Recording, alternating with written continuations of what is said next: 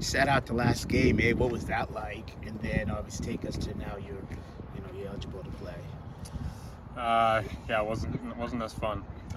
Definitely wish I could be out there, but um, good that we got a win. And I mean, it was a little good to get different perspective.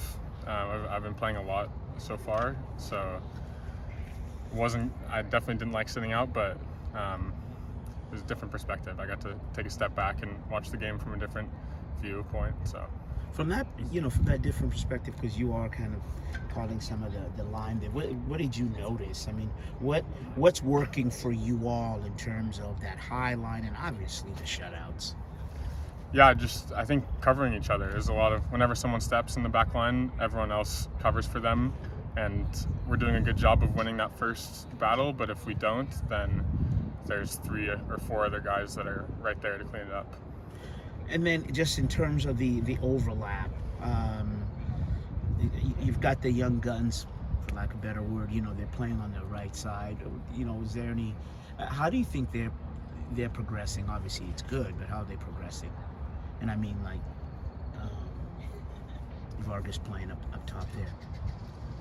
Yeah, he's doing great. I think for young guys especially, it's just about consistency. He has all the talent in the world, but can he prove that every game? I think he's doing a better job of bringing it every time, because that's ultimately what he has to work on, because the talent's there. It's just, can he do it day in and day out? Are you guys? Go ahead. No, go ahead. Are you guys? Have you put in the?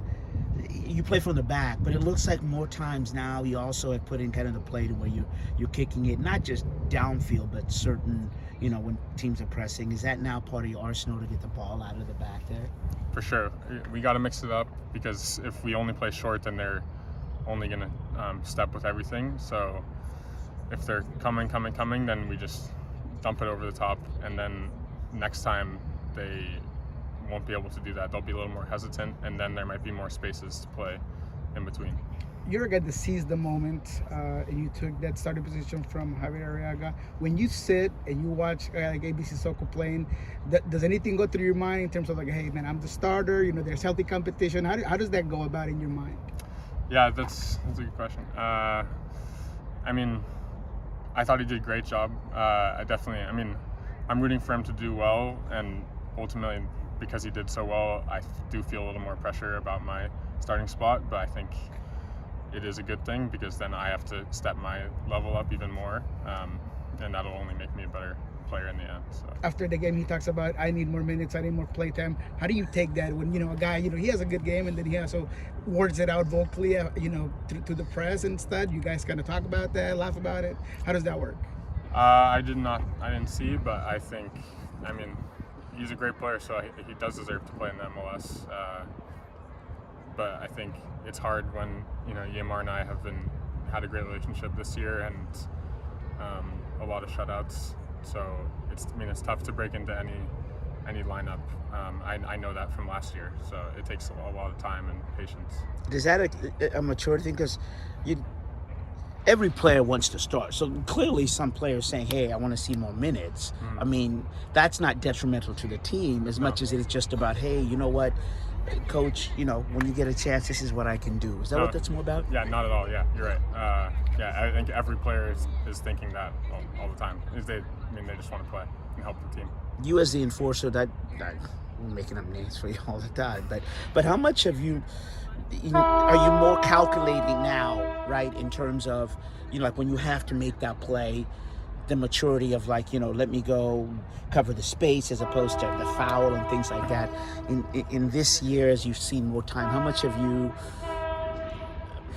better at, or how much are you more calculating as opposed to just, taking the guy out? Yeah, I think it just comes with experience, and seeing those moments over and over again, because they come up probably like 10 to 15 times in a game for me, and making the correct decision and then executing. It's funny because in the Orlando game, I was trying not to get a yellow, really, and I was pretty pissed when he ended up giving one. So yeah, I mean, sometimes you can just get unfortunate as well. Yeah, and I'm not trying to say you just clatter players, but the expectation of once the back line gets the ball, right? There's an expectation to possess it and move it up. So the transition is part of what the expectation for you guys, correct? Yeah, right when we win it back, we want to play forward right away because that's when the opponent is most expansive, and then we can play through them. But if not, it's also, I mean, we can be patient and then try to break them down again. Vancouver has some really good moments this season. They're a really good counter team. What do you expect in terms of your role and what you're going to get from this Vancouver squad? Yeah, they're a good team. I think you said it, high pressure and transition is their game. So being able to play through them, and then when we have the ball up in their end, active defending from myself and the other defenders so that they can't transition pretty easy. Robbie Goldson